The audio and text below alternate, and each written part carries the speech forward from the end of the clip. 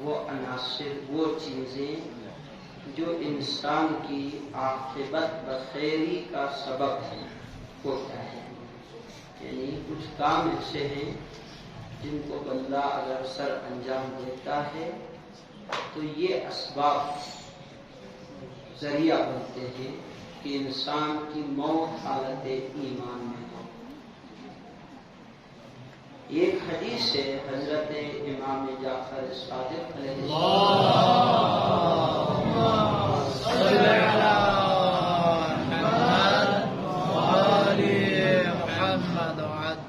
اس حدیث کے اندر امام علیہ السلام نے 3 چیزوں کو بیان فرمایا. یعنی عاقبت بخیری کے اسباب میں 3 چیزیں امام علیہ السلام نے بیان کیا کہ اگر بندہ ان 3 چیزوں کا خیال رکھے تو وہ مرتے وقت ایمان پہ رہے گا. نمبر 1، امام علیہ السلام فرماتے ہیں عاقبت بخیر ہونے کے لیے پہلی شرط یہ ہے کہ انسان اللہ کی دی ہوئی نعمتوں کو گناہ کے راہ پہ خرچ نہ کرے. کیا فرمایا؟ اللہ کی دی ہوئی جو نعمتیں ہیں ان کو انسان گناہ کے کاموں پر خرچ نہ کرتا. امام فرماتے ہیں پہلا سبب عاقبت بخیر ہونے کا. اللہ تبارک و تعالیٰ نے انسان کو بے شمار انگنت نعمتیں عطا فرمائی ہیں. وَإِن تَعُدُّوا نِعْمَةَ اللَّهِ لَا تُحْصُوهَا. اگر وہ نعمتیں جو اللہ نے انسان کو عطا فرمائی ہے گننا چاہو تو قرآن کہتا ہے یہ انسان کے شمار سے باہر ہے، نہیں گن سکتا. باہر ان میں سے کچھ انعامات اہم ترین بنیادی ہیں. مثلا اللہ کی دی ہوئی نعمتوں میں سے ایک نعمت مال ہے. مال دولت ہے. اس بات کو ذہن میں رکھیں. دولت انسان کے لیے قرآن مجید نے 2 چیزوں کو بہت بڑا امتحان کہا ہے. 2 چیزوں کو قرآن مجید میں المال والبنون فتنہ. یہ 2 چیزیں آزمائی ہیں، اولاد اور دولت. مال نعمت خدا ہے. انسان کے لیے اس کا کم سے کم حق یہ ہے کہ اسے گناہ کے کاموں پہ خرچ نہ کرتا. اس حوالے سے مجھے حضرت امیر علیہ السلام کا ایک مشہور خوبصورت فرمان ہے مولا کا یاد آ رہا ہے. مولا فرماتے ہیں دیکھو اللہ نے ہمارے ساتھ احسانات کیے ہیں، احسانات کیے. اگر ہم اچھا نہیں کر سکتے تو کم سے کم برا بھی نہ کریں. اور سب سے بدترین برائی یہ ہے کہ اللہ ہی کی دی ہوئی نعمت کو اسی کے خلاف استعمال کرنا. یہ بدترین ناشکری ہے. اور انسان کو یہ ذہن میں رکھو کہ اگر اس کا مال گناہ کے کاموں پہ خرچ ہو رہا ہے تو ایک دفعہ یہ تو نہیں افسوس ہے. یعنی اگر آپ کا مال میرا مال حاجی صاحب سنا نہیں، اگر آپ کا مال میرا مال ہمارا مال گناہ پہ خرچ ہوتا ہے، ایک تو یہ کہ یہ اچھا نہیں ہو رہا ہے، لیکن اس سے ایک اور چیز ذہن میں آتے ہیں وہ یہ کہ اس کو ایک دفعہ یہ جو گناہ پہ خرچ ہو رہا ہے اس کو ایک دفعہ روکے. اس سے آپ نظر ایک اور چیز کی طرف لے جائیں. وہ یہ ہے، اس کا مطلب یہ ہے کہ جہاں سے آ رہا ہے وہ سوراخ بھی حلال کا نہیں ہے. یہ ایک ثبوت ہے. یعنی اگر مال گناہ کے راستے پہ جا رہا ہے تو اس کا مطلب ہے جس راستے سے مال آ رہا ہے وہ حلال کا نہیں. اس لیے یہ حدیث ہے کہ مال جس راستے سے آتا ہے اسی راستے سے اور جاتا ہے نا، حدیث ہے، آپ نے سنا ہوا۔ تو ہمیں یہ نتیجہ نکالنے میں بڑی آسانی ہوتی ہے جب آپ ان دونوں چیزوں کو سامنے رکھیں گے۔ اگر کسی کا مال گناہ پہ خرچ ہوا یا ہو رہا ہے تو اس سے پہلے والے مرحلے پہ بھی ہمیں سوچنے کی ضرورت ہے۔ اس کا مطلب یہ ہے ہمارا مال جو گناہ پہ خرچ ہوا، اس کا مطلب ہے جس وقت ہم نے کمایا تھا وہ حلال کا، اس وقت مال ہاتھ میں آیا وہ مال حلال کا نہیں تھا۔ یہ آپ سمجھ میں تو یہ مال، اس حوالے سے ایک اور حدیث ہے، حضرت امام موسیٰ کاظم صلوات اللہ علیہ،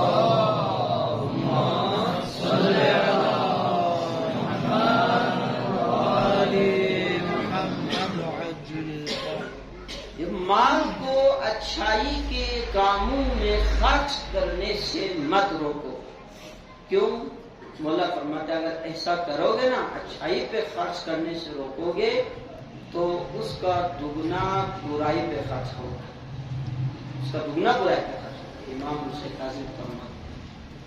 لہذا امام صادق علیہ السلام نے فرمایا کہ اگر چاہتے ہو نا مرتے وقت ایمان پہ مرو تو سب سے پہلا کام یہ کرو کہ اللہ کی دی ہوئی نعمتوں کو گناہ کے کاموں میں خرچ نہ کرو۔ مثلا میں آپ کو آج کل کی مثال دیتا ہوں، حالات، موبائل ہے، ہمارے جوانوں کے پاس ہے، یہ جوان خود سوچے اس چیز پہ، آپ خود اپنے آپ کا ایک دفعہ محاسبہ کریں، حساب و کتاب لے لیں کہ اس سے کتنے بار ہم نے گناہ کیا، جو نہیں سننا تھا سنا، جو نہیں دیکھنا تھا دیکھا، جو نہیں رکھنا تھا اور رکھا۔ نعمت ہے، یہ نعمت خدا ہے، آپ کے لیے وسائل ہے، آپ کے لیے سہولیات ہے۔ اس سہولیت سے بندہ کیا اٹھاتا ہے؟ ناجائز فائدہ اٹھاتا ہے، گناہ کے کاموں میں خرچ کرتا ہے۔ نعمت جب بھی گناہ کے کاموں میں خرچ ہو پھر یاد رکھو، پھر اللہ تعالیٰ ایک عرصے برداشت کرنے کے بعد وہ نعمت اٹھا لیتا ہے۔ تو سب سے پہلا کام نعمتوں کو راہ گناہ میں خرچ نہ کریں، چاہے وہ نعمت دیکھیں۔ ایک اور بڑی نعمت ہے، وہ خود انسان کی زندگی ہے۔ زندگی میں بھی نعمتوں کو اگر آپ زندگی کو ذرا نکالیں تو اس میں جوانی ہے۔ جوانی بہت بڑی نعمت ہے خدا تعالیٰ کی۔ ہاں، اس جوانی میں آپ اچھا کر سکتے، بہت اچھا کر سکتے ہیں۔ لہذا ہمارے جو جوان حضرات ہیں، خواتین و حضرات ہیں، یہ ہماری ذمہ داری ہے اس نعمت کے طلب ہونے سے پہلے اس چیز کا لحاظ رکھیں، اگر چاہتے ہیں مرتے وقت ایمان پہ مرے۔ دوسری چیز امام صادق علیہ السلام فرماتے ہیں تکبر نہ کرنا کبھی بھی۔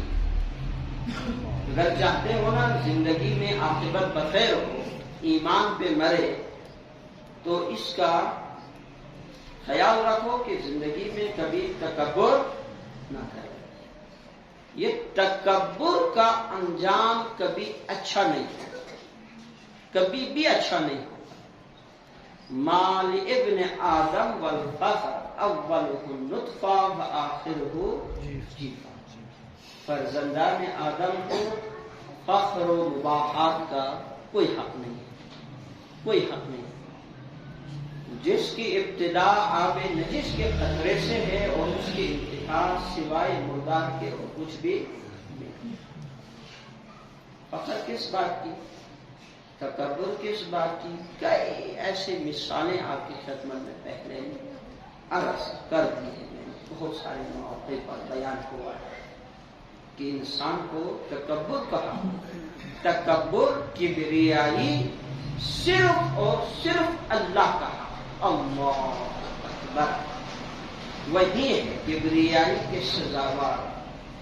کیوں؟ اس لیے وہ کسی چیز کا مالک ہے، ہم وہ لوگ ہیں، مخلوق ہے، ہم کسی چیز کا مالک نہیں۔ ہمارے پاس جو کچھ ہے وہ امانت ہے، جسم ہے امانت ہے، اولاد ہے امانت ہے، دولت ہے امانت ہے، حسن ہے امانت ہے، منصب ہے امانت ہے، اختیارات ہے امانت ہے، اختیارات امانت خدا ہے نا. یقین نہیں آتا تو ریٹائرمنٹ کے بعد دیکھ لو وہی بندہ ہے، بندہ وہی ہے.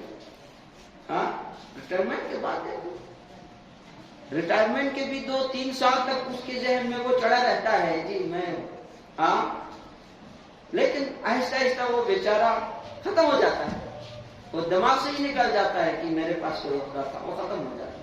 یہ سب اللہ تعالی کی امانت ہے. تو انسان کو فخر کا، تکبر کا کوئی حق نہیں. جو تکبر کرتا ہے پھر اس کا انجام کبھی بھی ٹھیک نہیں. 2 چیزیں، پہلی چیز نعمت خدا کو گناہوں کے راہ پر خرچ نہ کرنا، دوسری چیز تکبر نہ کرنا. اس کے مقابلے میں آتا ہے عاجزی، عجز ان کی ساری پیدا کرے. اپنے آپ کو ہمیشہ کیا سمجھے؟ حقیر سمجھے، چھوٹا سمجھے. اور عجب یہ کہ شیطان بھی تو بڑا منحوس ہے، وہ پھر پیچھا نہیں چھوڑتا. ہاں پیچھا نہیں چھوڑتا. جس راستے سے وہ دیکھتا ہے اس راستے سے، اس سوراخ سے انسان کو اگر بہکا سکتا ہوں تو وہ اسی راستے کو اختیار کرتا ہے. کوئی کسر وہ بھی نہیں چھوڑتا. اور اس نے خدا سے باقاعدہ کہا ہے میں کوئی کسر نہیں چھوڑوں گا، محنت میں کوئی کمی نہیں چھوڑوں گا تمہارے بندوں کو گمراہ کرنے میں. یہاں تک کہ عبادت گزاروں کو ان کی عبادت دکھا کے گمراہ کرتا ہے. عجب ہے یہ. دیکھیں کبھی سوچا ہے کہ عبادت بھی وجہ گمراہی بنے؟ عبادت سجدہ انسان کو کیا کر دیتا ہے؟ یہ دکھا دکھا کے کہ انسان گمراہ ہو جاتا ہے. علم انسان کے لیے حالانکہ وہ ہدایت کے بڑے ذرائع میں سے ہے، لیکن بس اوقات کیا ہوتا ہے تکبر آ جاتے ہیں تو وہی لے ڈوبتا ہے. میں نے آپ کی خدمت میں ایک دفعہ بیان بھی کیا تھا، ایک آیت اللہ روح اللہ خمینی صاحب کا درس قرآن کا کوئی کلپ بڑا خوبصورت تھا، جس میں وہ فرما رہے تھے کہ بسا ایسا بھی ہوتا ہے کبھی کبھار کہ درس قرآن انسان کو جہنم تک لے جاتا ہے. کیوں؟ وہ سمجھتا ہے مجھ سے بڑا کوئی مفسر قرآن ہی یہ بڑا نازک ہے. انسانی زندگی میں ایمان کو بچانے سے زیادہ نازک مرحلہ اور کوئی ہے ہی نہیں. ڈرتے خوف زدہ رہے کہیں ایسا نہ ہو. اسی لیے یہ چیز ہمیشہ ہمارے دل و دماغ میں ہونا چاہیے. یہ عبادت عبادت عبادت ٹھیک اپنی جگہ عبادت کر لینی چاہیے، لیکن عبادت سے بھی زیادہ ایک اہم چیز ہے دین کے اندر. وہ لفظ استعمال ہوتا ہے تسلیم کا، عبد کا. عبادت سے زیادہ عبد کا جو لفظ ہے یہ زیادہ وسیع مفہوم رکھتا ہے اپنے. اللہ نے مثلا ایک دفعہ بنتا ہے بندہ عابد، ایک دفعہ بنتا ہے عبد. عابد کے اندر ہو سکتا ہے عبدیت نہ ہو، لیکن جب عبد بنتا ہے تو اس کے اندر عابد خود بہت شامل ہوتا ہے.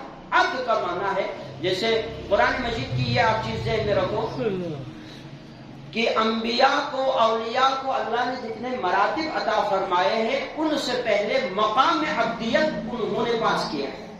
اب بندگی سر تسلیم خم ہونا نہ، یہ اہم چیز ہے.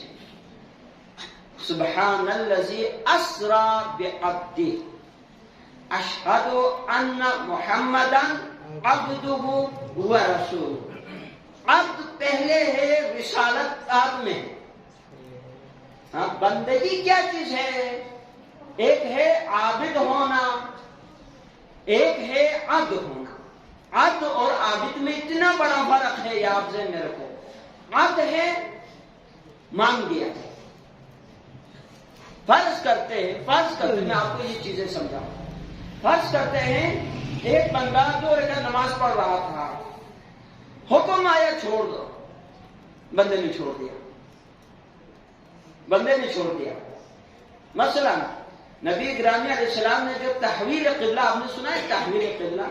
پہلے بیت المقدس تھا، بعد میں مکہ مکرمہ ہو گیا، خانہ کعبہ بنا، تو وہ حالت نماز میں ہوا ہے نا، دوران نماز، ادھر رک کر کے نماز پڑھ رہے تھے، حکم آیا اب رخ اس طرف کرو، نانی کی اسی وقت، یعنی عبادت ہی اصل میں اس چیز کا نام ہے، یوں کرو کہا تو یوں کیا، یوں جھکو کہا یوں جھکا، اٹھو کہا اٹھا، بیٹھو کہا بیٹھا۔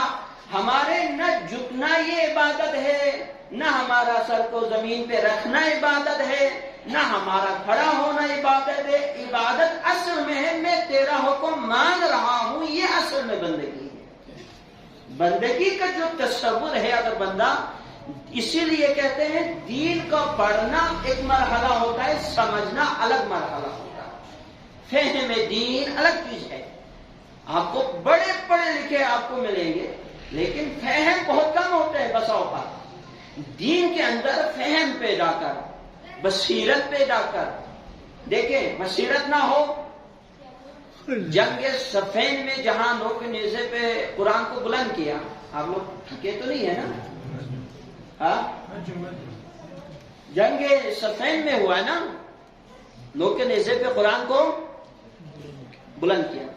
عمر ابن عاص کے مشورے سے نوک نیزے پہ معاویہ کی طرف سے قرآن کو نوک نیزے پہ بلند کیا۔ حضرت علی سے لوگوں نے کہا یا امیر المومنین حالات تو ایسے ہیں، ہم تیر چلاتے تو قرآن کو لکھتے ہیں، کیا کریں؟ مولا نے فرمایا جنگ کو جاری رکھ، جنگ کو جاری رکھ۔ یہی سے مولا کی فوج دو حصوں میں تقسیم ہو گئی، ادھر سے ہی تقسیم ہو گئی۔ جن لوگوں کے اندر معرفت تھی انہوں نے کہا اصل بندگی تو عبادت بندگی یہ ہے کہ امام جو کہتا ہے وہ کرے، بلا چوں چرا کرے، اصل بندگی یہ ہے۔ انہوں نے ساتھ دیا۔ تو کچھ لوگوں نے کہا یا مولا یہاں پہ تو سامنے قرآن ہے، سمجھا گیا؟ شاید کافی عرصہ پہلے ایک دفعہ کی خدمت میں اس ٹاپک پہ میں نے عرض کیا تھا، ہو سکتا ہے ایک زمانہ ایسا آ جائے امام زمان علیہ السلام تشریف لائے ہماری زندگی میں اور ہم سے کہیں جی یہ سب مٹا دو، یہ سب غرق کر دو، ہم تو سوچ میں پڑ جائیں، ہو سکتا ہے یہاں پر بھی دو تک طے ہو جائے، ویسے امکان کی بات ہے۔ ہم کہیں گے ہم تو صدیوں سے دین سمجھتے ہیں، یہ کیا ہے؟ امتحان ہمیشہ یاد رکھ وہی بندہ پاس کر سکتا ہے جو جس نے دین کو سمجھا ہو۔ میں نے کل بھی عرض کیا تھا علم الگ چیز ہے، ایمان الگ چیز ہے۔ اہل ایمان کبھی جہنم نہیں جاتے، جو مرتے وقت ایمان پہ مرتے ہیں وہ کبھی جہنم جاتے ہی نہیں۔ لیکن اہل علم کا بہت بڑا طبقہ، قرآن بھی کہتا ہے مثلہم کمثل الحمار یحمل اسفارا، وہ گدھے کی طرح ہے جن کی پیٹھ پر جو ہے کتابوں کے انبار ہے، وہ جہنم جا سکتے ہیں، حدیثوں میں بھی موجود ہے۔ لہذا عبد کا معنی ہے تسلیم خم ہونا، کوئی وجہ نہیں پتا، ٹھیک اللہ نے کہا ہم اس کو تفسیر کرتے ہیں۔ ایک چیز یہ آپ سے لیتے صلی اللہ علیہ وسلم،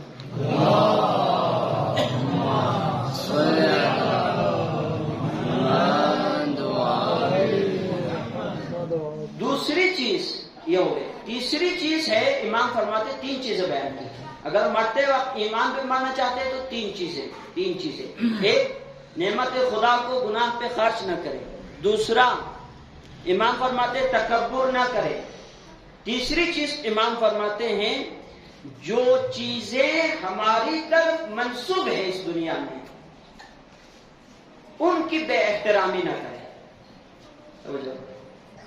جو چیزیں ہماری طرف کیا ہے منسوب ہے ان کی بے حرمتی و بے احترامی نہ کرے۔ میں آپ لوگ چونکہ ایک عرصہ دراز سے آپ مجھے سنتے چلے آ رہے ہیں، علماء کو سنتے چلے آ رہے ہیں، ایک گزارش میں آپ لوگوں سے ضرور کروں گا۔ آج کل کی سوشل میڈیا کا دور ہے، جس کے ہاتھ میں موبائل ہوتے ہیں، سوشل میڈیا موجود ہے، تو وہ مختلف نظریات پڑھتے ہیں، مختلف باتیں ان تک پہنچتی ہیں، پہنچنے کے بعد بے لاگ تبصرے ہوتے ہیں۔ آج کل تو بے لاگ تبصرے، اس کو یہی کہیں گے نا ادبی الفاظ میں، جہاں پر کوئی روک ٹوک، کوئی حد، کوئی حدود و قیود نہیں۔ بھائی مسئلہ یہ ہے ایک بندے کی زبان پھسلی یا زبان نہیں پھسلی، جان بوجھ کے اس نے غلط کہا، ٹھیک ہو گیا، ہو سکتا ہے پھسل جاتے، بڑے بڑے لوگ بھی پھسل جاتے ہیں، نہیں تو بسا اوقات جان بوجھ کے بھی وہ گناہ سمجھے، گناہ کر لیتے، جان بوجھ کے کر لیتے، ہو جاتا ہے اس طرح۔ ہم کیا کریں؟ یہ ابھی آپ کے سامنے یہ چیزیں آ رہی ہیں، ایک گروپ ادھر ہے، ایک گروپ ادھر ہے، طوفان بدتمیزی ہے، جی کیا ہم کہاں جائیں؟ ہے یا نہیں ہے؟ یہ مسئلہ ہے۔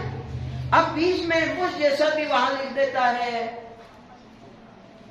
دیکھیں بات یہ ہے، اگر ہم کوشش کر سکتے ہیں بہترین کوئی راہ حل نکالنے کی تو بہت اچھی بات ہے۔ نہیں نکال سکتے نا، نہیں نکال سکتے تو اس کا بہترین طریقہ یہ ہے کہ آپ کم سے کم احترام کو مد نظر رکھیں، کم سے کم۔ آپ کا نظریہ اپنی جگہ، آپ اتفاق نہ کریں، اس کو نہ کریں، لیکن احترام کو مد نظر رکھیں، کیونکہ امام فرماتے جو چیزیں ہماری طرف منسوب ہے ان کی بے احترامی نہ کریں۔ سمجھ آ گئی؟ یہ بہت بڑی جسارت ہے کہ ایک انسان جو ہے بہت، یعنی جس کو کہا جاتا ہے برجستہ طریقے سے انتہائی دلیرانہ انداز میں کہتا ہے جی یہ اس طرح ہے، یہ اس طرح ہے، یہ اس طرح نہ، نظریات پیش کرے لیکن تضحیق جسے کہتے ہیں تضحیق نہ کرے۔ امام محمد تضحیق سے روکا ہے، اختلاف رائے سے کبھی نہیں روکتا امام، وہ ایک علمی مسئلہ ہوتا ہے، اختلاف رائے کا حق ہوتا ہے، لیکن تضحیق کا کسی کو حق نہیں ہوتا۔ تو یہ چیزیں ہمیشہ ذہن میں رکھیں، جو چیز بھی ائمہ کی طرف منسوب ہے ان کی تضحیق کرنا، ان کی بے احترامی کرنا، جیسے احادیث ہے، جیسے علماء ہے، جیسے مساجد ہے جو اللہ کی طرف منسوب ہے، جن کو شعائر اللہ کہا جاتا ہے، یہ کم سے کم ہم لوگ اگر دین کو سمجھے ہیں تو کم سے کم ان چیزوں کا ہمیں خیال رکھنا چاہیے۔ تو یہ تین چیزیں امام فرماتے ہیں انسان کے لیے عاقبت بخیر ہونے کے لیے یہ تین کام کرے۔ بقیہ کچھ اور باتیں ہیں وہ انشاءاللہ کل آپ کی خدمت میں عرض کروں گا۔ تو مومنین گرامی، انسان کو چاہیے اس دنیا میں ڈرتے رہے، ڈرتے رہے کہ مبادا موت آ جائے اور ہم حالت ایمان میں نہ ہو۔ یہ عجب ہے، حدیثوں کی کتابیں اگر ہم اٹھا کے دیکھیں نا تو کبھی ایسا ہے جیسے کہا جاتا ہے کہ جس وقت بندہ زنا کرتا ہے نا، زنا، یہ حدیث باقاعدہ حدیث، ایک دفعہ تو پورا عشرہ کوئی اس پہ پڑا تھا نا زنا کے اوپر، یاد ہے نا آپ لوگوں کو؟ زنا کے اوپر پڑا تھا نا، تو اس میں یہ کہا، حدیثوں میں کہا گیا ہے کہ اگر جو بندہ جس وقت زنا کرتا ہے نا اس وقت یہ کلیئر حدیث ہے کہ اس کے دل سے ایمان نکل جاتا ہے۔ فرض کرو اگر اس وقت اس کی موت ہو جائے تو اصل چیز ہے نا عاقبت بخیری۔ بہت سارے گناہ ایسے ہیں جن کے بارے میں کہا گیا جب بندہ وہ کر رہا ہے تو اس کی اتنی شدت ہوتی ہے دل میں ایمان کو ٹھہرنے کی گنجائش نہیں ہوتی، جب تک وہ توبہ نہیں کرتا واپس نہیں آتا۔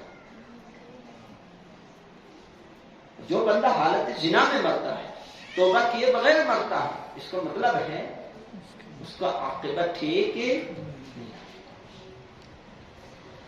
ہمیں اللہ سے دعا کرنی چاہیے، بار بار کل ایک دعا آپ کو بتایا تھا، یا اللہ یا رحمان یا رحیم یا مقلب القلوب ثبت قلوبنا علی دینک۔ اگر ایک بندہ کہہ رہا ہے تو ثبت قلبی علی، اے اللہ، اے رحمان، اے رحیم، اے دلوں کو پھیرنے والے، ہمارے دل کو ایمان پر، تیرے دین پر کیا رکھو، ثابت کرو۔ مرتے وقت ایمان یہ اہم چیز ہے۔ کل آپ کو یہ عرض کیا تھا، نبی گرامی نے جب مولا علی علیہ السلام کو شہادت کی خبر سنائی تو مولا نے یہ سوال کیا، آپ کی سلامت من دین، کیا یا نبی اللہ جس وقت آپ نے مجھے یہ کہا ہے کہ آپ کے اوپر ضربت ہوگی، کیا اس وقت میرا ایمان محفوظ ہوگا؟ اسی طرح کا سوال ابھی عبداللہ حسین سے ان کے فرزند علی اکبر نے بھی کیا تھا نا، اولسنا علی الحق، موت کی طرف جا رہے ہیں، امام نے سنایا بیٹا میں نے انا للہ و انا الیہ راجعون اس لیے پڑھا، میں نے سنا حاطف غیبی کو جو کہہ رہا ہے کہ یہ قافلہ موت کی طرف جا رہا ہے۔ تو پہلا سوال کیا کیا؟ اولسنا علی الحق، کیا ہم حق پر نہیں؟ قال بلا، فرمایا بیٹا حق پر ہوں گے، حق پر ہے، یعنی ایمان کے ساتھ ہے۔ پھر فرمایا پھر کوئی فرق نہیں پڑتا ہم موت کی طرف جائیں یا موت ہماری طرف آ جائے۔ یہ کربلا ہمیں بار بار، اگر کربلا کو آپ ایک ایک رخ سے بھی دیکھیں تو ایسے پہلو اس کے اندر درج کے موجود ہیں۔